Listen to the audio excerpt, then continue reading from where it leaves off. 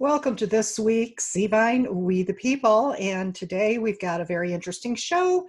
We are going to be talking about, and the title is, the 5 things public schools do now to turn our children into deadbeats.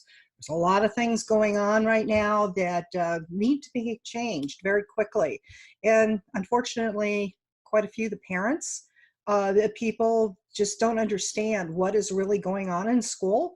So I've got a fantastic guest that is going to explain exactly what's going on and is certainly the individual that would know what's going on.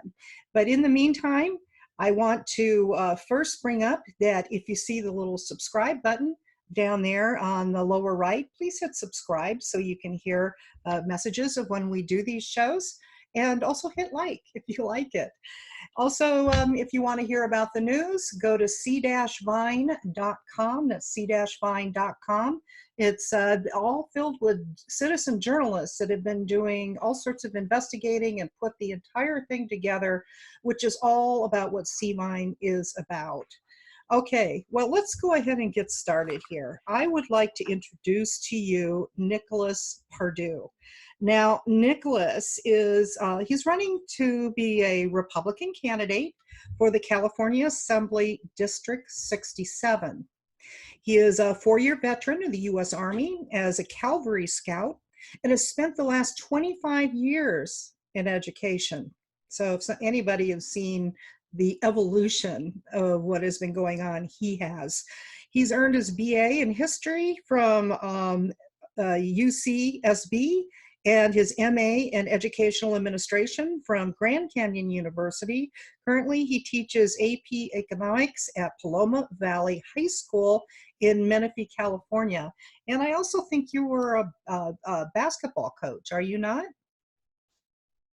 That's correct. I coached basketball for at least the last 20 years or so.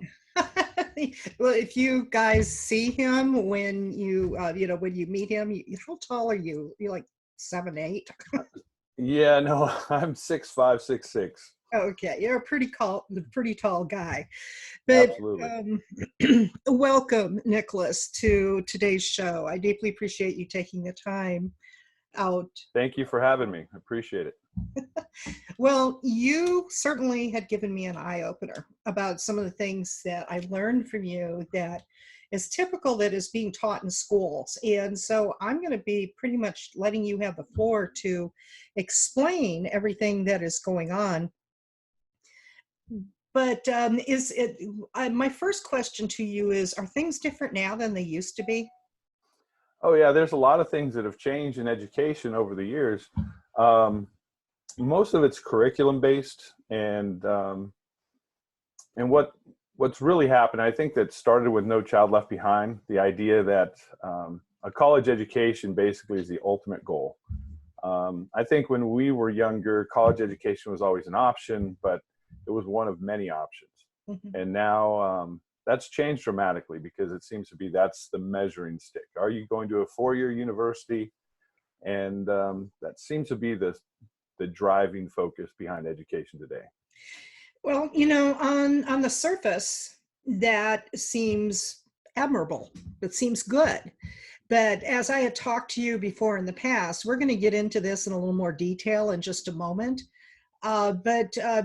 Yeah, are there other things that are different? I know this isn't what we discussed. We were going to discuss, but I just wanted to hear a little bit of what's different from what you were teaching when you first started versus now.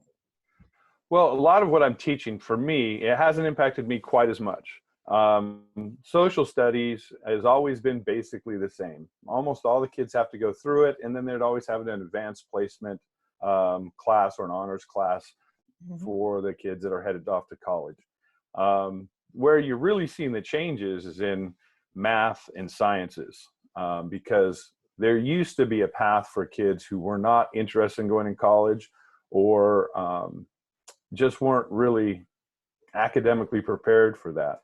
And that's starting to change. They're trying to cut that out and put everyone into one class. And what happens with that is really a lowering of standards, because you're trying to help out all the kids that are coming in your class with a variety of issues, and that includes, it's all encompassing.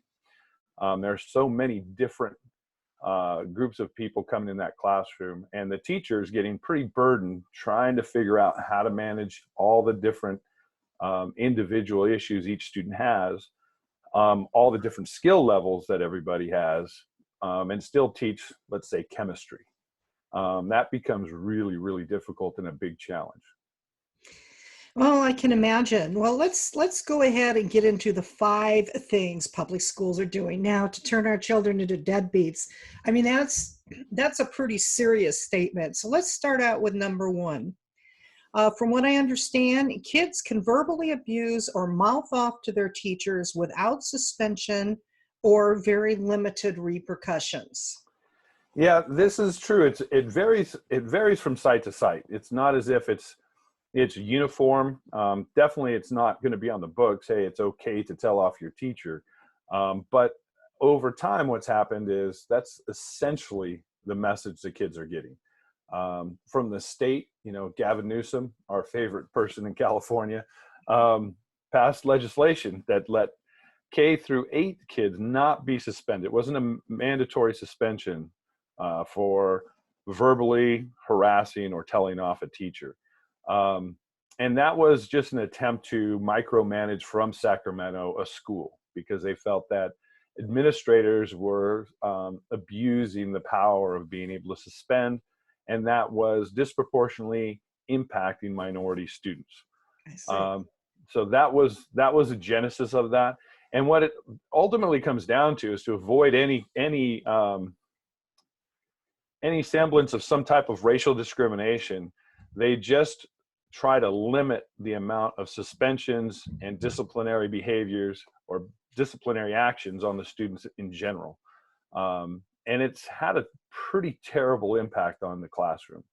And I think that's really what has us where we're at today. And there's been a number of lawsuits throughout the nation. And I think those lawsuits, in terms of discrimination issues, are what's the driving force behind school districts to kind of turn the other cheek when it comes to disciplinary problems in the classroom. And that's especially true if it's a minority student.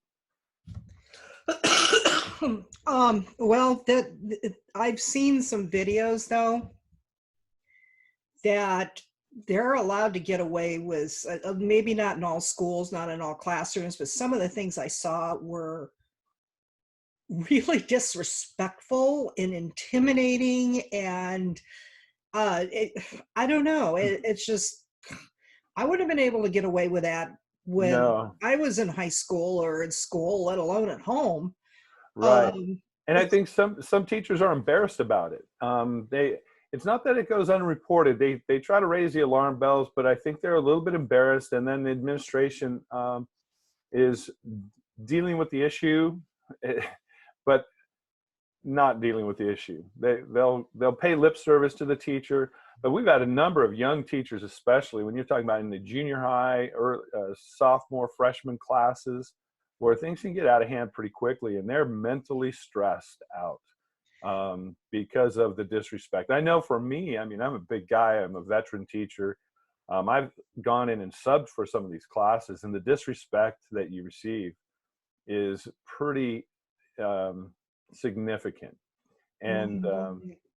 And that's just, it's a behavioral issue. And again, you can't really teach kids if you're having those kinds of behavior problems and the teacher's more focused on surviving in the classroom with their dignity intact, and don't get the opportunity to really focus on the curriculum and trying to teach these kids what they need to learn to move on in life. right, what they're there for. Absolutely. But okay, let's move on to number 2. Everybody gets a diploma. Is Mm-hmm. that kind of like when they used to play baseball or whatever, you get points just for participation and that Right. type of thing? Yeah. So Same one of the things that happened is, parents, they filled out a survey in California, and they were asking about, what are you looking for in your school? Well, of course, graduation rates was one of the big ones. The more kids that are graduating, that says that's a good school. So that became what they call, it's part of the dashboard, what kids if we look at the school at a glance, are they graduating? And what's the graduation rate? Are we working and pushing to try to get more students to graduate? And what students have discovered is just, look, if I don't work hard, the pressure's on the school to get me through. And that kind of happened on accident. It wasn't like it was a whole group effort to do it, but everyone could see that happening. You know, they're working harder, the teachers and the school, to try to get these kids to graduate and get a diploma. And the kids realize, I don't really have to do too much to get through this. So let's see how low the bar will come, and maybe I won't have to do anything at all. Are the universities the same? You know, I wouldn't have the experience to know a lot about that. From what I understand, the universities having some of the same problems. I don't think the standards are what they used to be. You know, right now my son is a sophomore up in San Jose State, and he, you know, I was expecting him to be really challenged academically, and, you know, to what extent that's really happening is difficult to tell. But it's, I don't feel like these academic standards, I think they are moving on to the college campuses, and it's a detriment to society for sure. Okay, I'll get into that in a little bit more in a few minutes. The third point is unintended education. So in other words, a lack of respect, not showing up on time, etc. Mm-hmm. Well, it's what we were talking about earlier about the discipline issues. You know, one of the things that we've kind of taken for granted is in the classroom, you're not just teaching, you know, for me, I teach economics. I'm not just teaching economics. I'm teaching life lessons. You're teaching students to show up on time. You're teaching students to come to class prepared, to have all their materials. Ideally, we're teaching students to dress appropriately for not just the school environment, but the idea is we're headed off into the world to become workers and to become young adults. Learning how to interact with different adult figures. And I think sometimes parents undermine that. There's a sense that, you know, what we're looking for is just a better teacher. And the reality is the world's not that clean. You know, there's a lot of people you're going to be working with who, you know, aren't your favorite person in the world. And I think learning how to interact with all the different types of adults that are out there, and including incompetent ones, is an important lesson to learn. And sometimes I think that gets undermined by both the school and by parents. You know, all the teachers, I emphasize this to my students when I'm absent and I'm going to have a substitute. We could have any substitute walk in here at all. You need to show them respect. And that's just an important life lesson is, you know, you should respect adults and authority figures. And as this discipline issue continues to roll, you see it in society at large with the way they interact with the police department, right? Even just this general agreement, like we talk about illegal immigration. Illegal immigration means you broke the law. You know, there's the rule of law. And as we disrespect the rule of law because we're so used to just, you know, thumbing our nose at the law, whether that's showing up to class on time. Is there a tardy policy? Do we follow it? Not really. Are we supposed to be respectful of teachers? We are, but do we really have to? Not really. And that just carries on into adulthood. You hear from employers all the time. You get these young folks come and you're hiring them. You know, if they want to take a day off, they just take a day off. If they don't want to show up on time, they just don't show up on time. And then if you try to get on them about it, well, you're the jerk, you know, and they're going to give you attitude.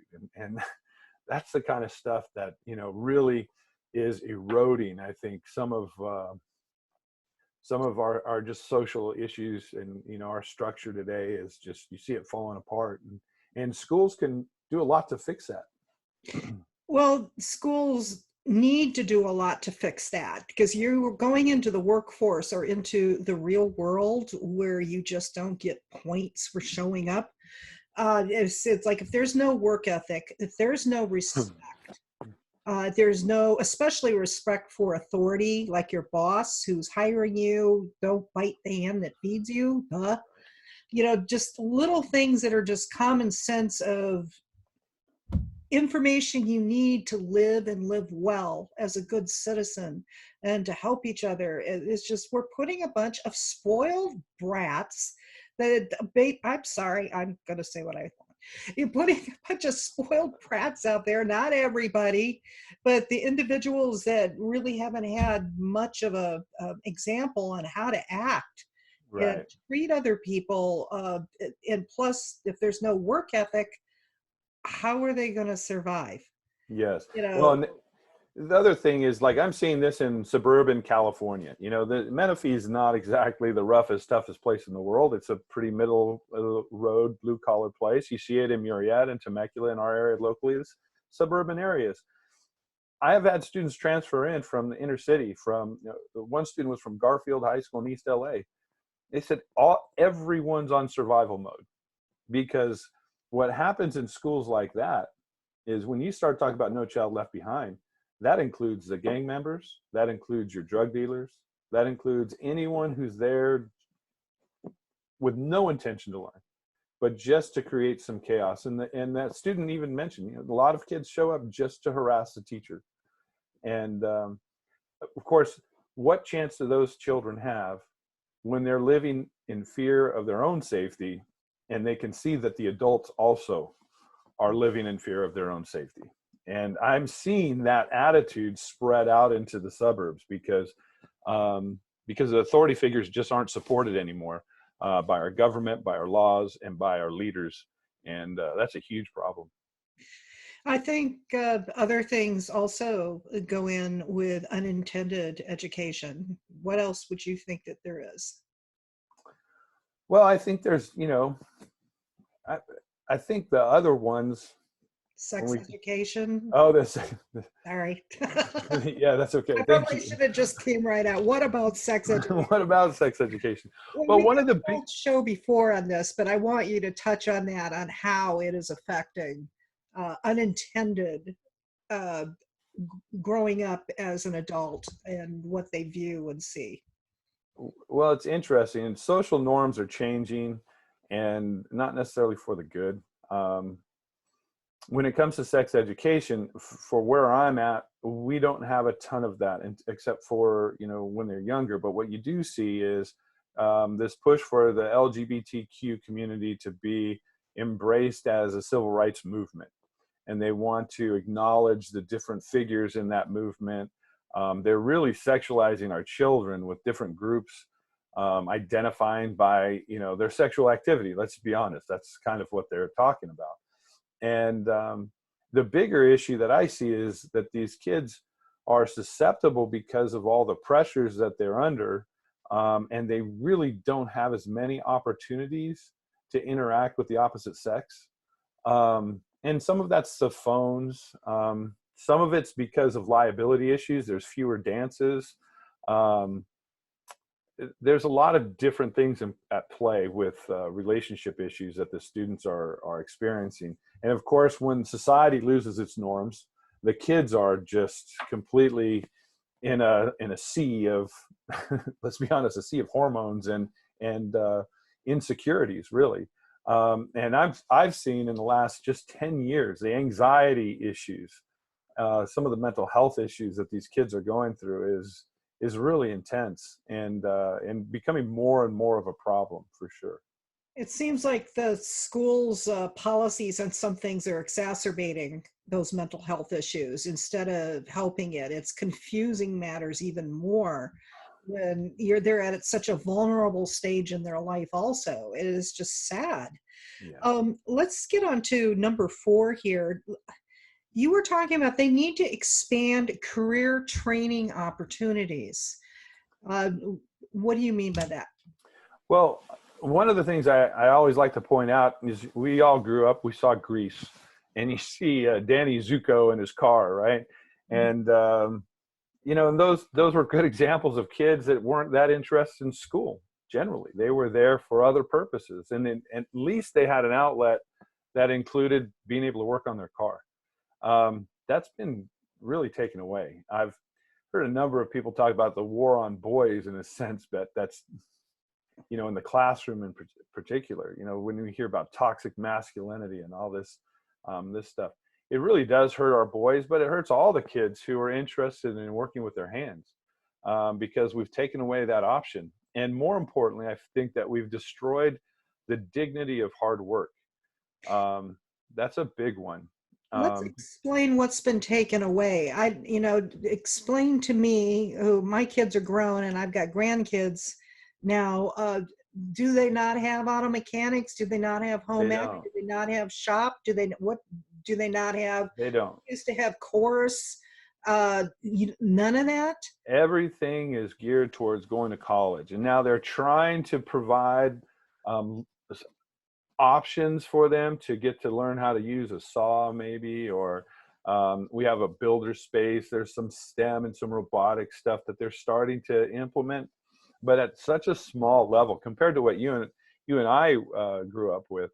But I think the worst part is really, like I said, when you're saying to be successful, you have to go to college. What does this say to all the kids whose parents didn't go to college? All the electricians, all the builders, the auto mechanics, the entrepreneurs, the chefs, these people who are doing amazing things with their life. I think that's the worst part. And you're not providing a path for them to explore something that they would be passionate about. And that's such an important aspect of education that's been completely lost. And so I'm hopeful that they do something to change that and to bring that stuff back, because I do think it helps with the kids' self-esteem.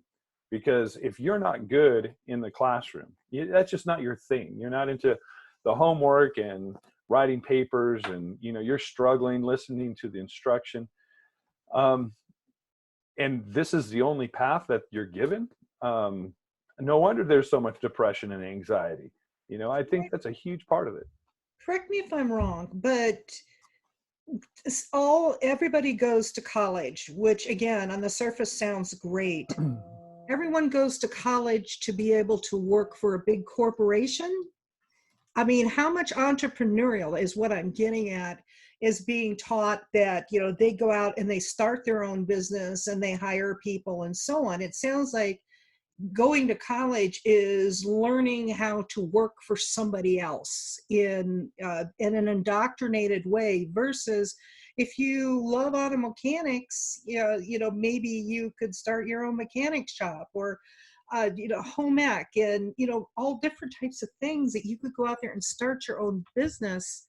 Entrepreneur wise, doesn't appear like there's anything like that.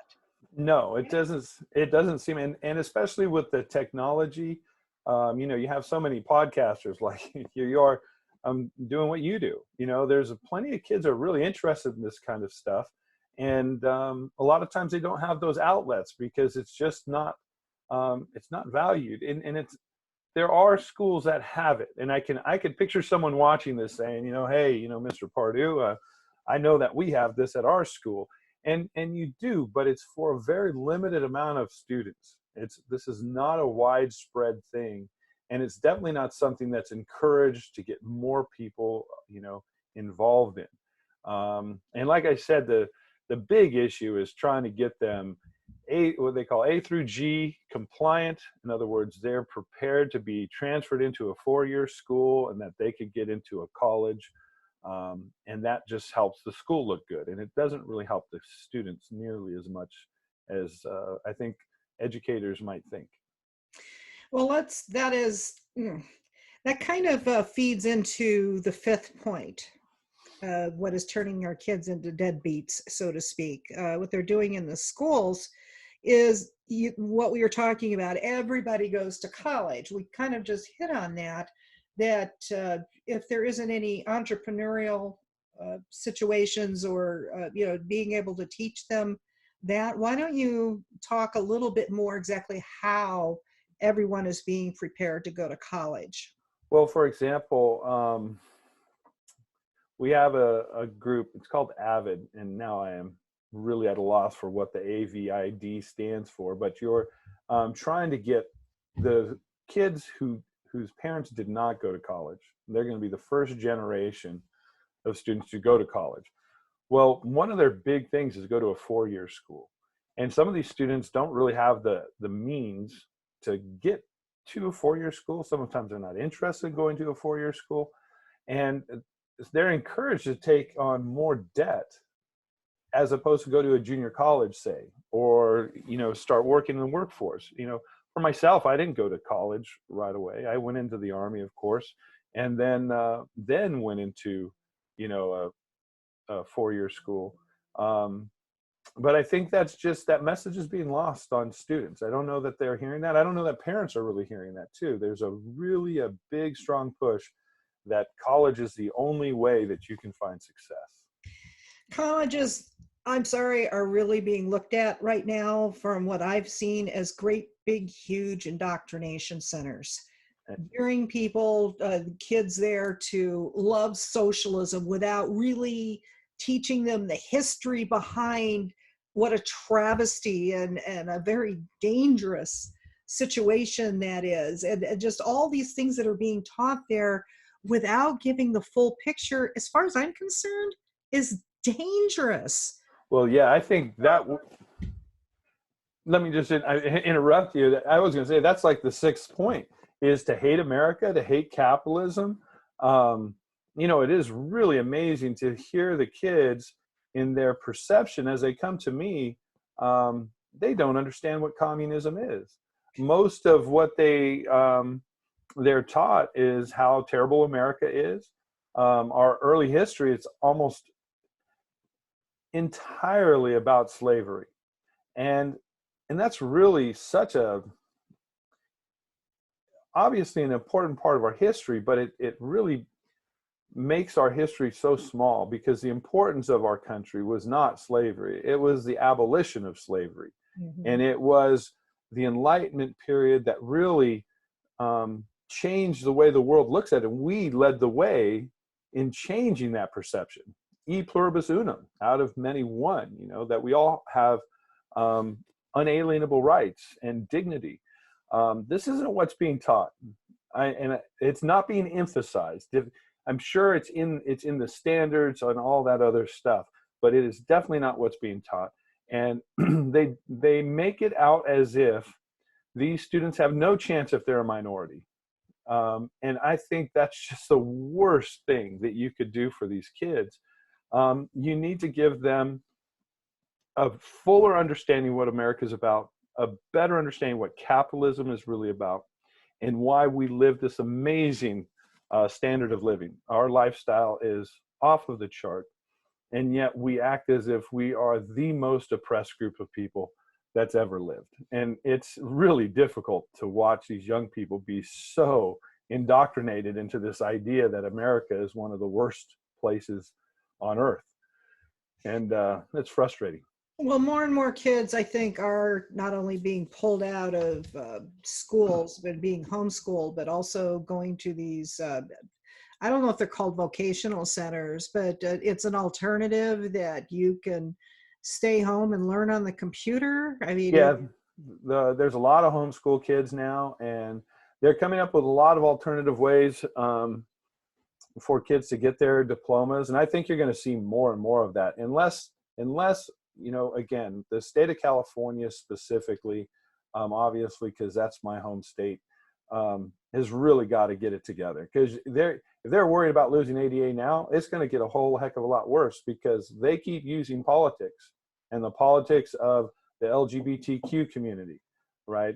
Of this intersectionality stuff where, America's just bad and we all should get together and hate toxic masculinity, and the white Western civilization is bad. And there are so many just crazy ideologies that are being put into curriculum and into our school system. You're going to lose a lot more people. And I think it's pretty dangerous for society in general. Well, if we don't get people into office like you are running for, we are coming to the end of our show here, because we're just about up on time.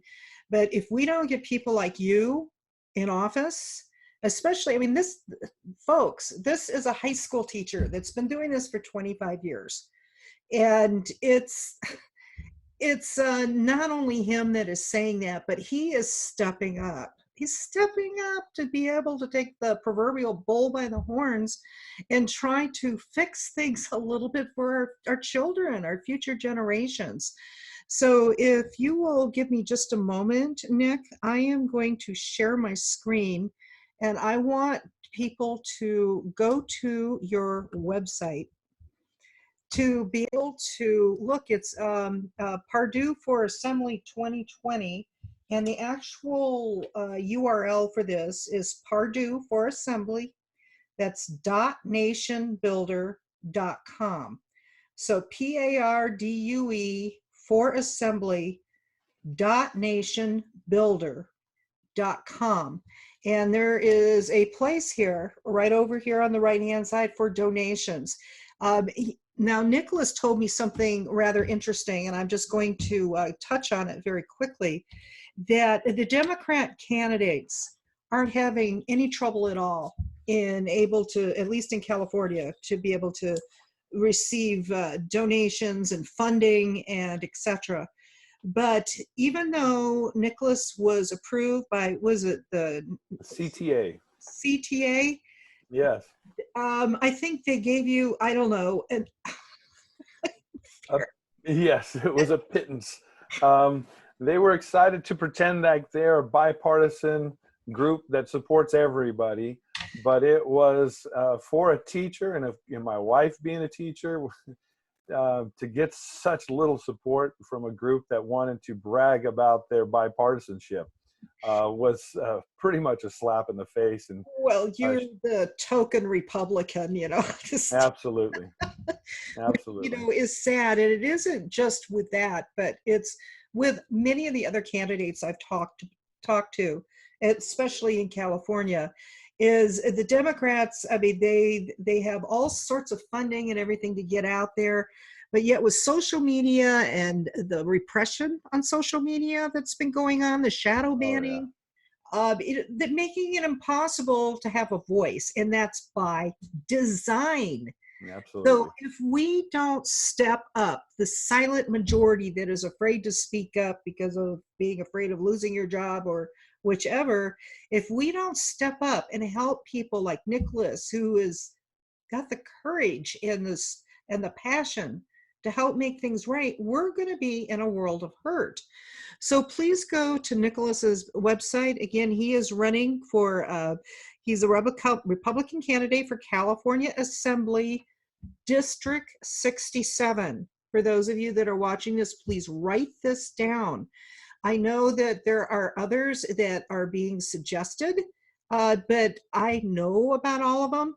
Seavine is very much for Nicolas Pardue because I know everything that's going on behind it. I highly recommend you consider looking into more detail about what Nicholas has to say, even though he's being repressed and getting his word out there. So again, that website is Pardue for Assembly.nationbuilder.com. Please go to the donation button and give him a donation. Pass this video around so other people can understand what is happening in our schools, and know that a school teacher is out there that cares for your kids, that is doing what he can. So I'm going to go ahead and stop sharing. Is there anything that you would like to end this conversation with? Well, I sure hope Republicans start paying attention to education, because the education system is falling apart. There's a lot of teachers that are aware that that's a problem, and they're looking for alternatives. But unfortunately, we don't have too many conservatives in education that are offering that alternative. And unfortunately, because we don't have local control of our schools, we need to send people like myself up to Sacramento to try to make that change. So I'm thankful for your support, thankful for Seavine's support, and hopefully we can make that change and make a difference. Thank you, Linda, so much. Well, we are rooting for you. Well, good night, everybody. We'll be back next time for our next Seavine, We the People.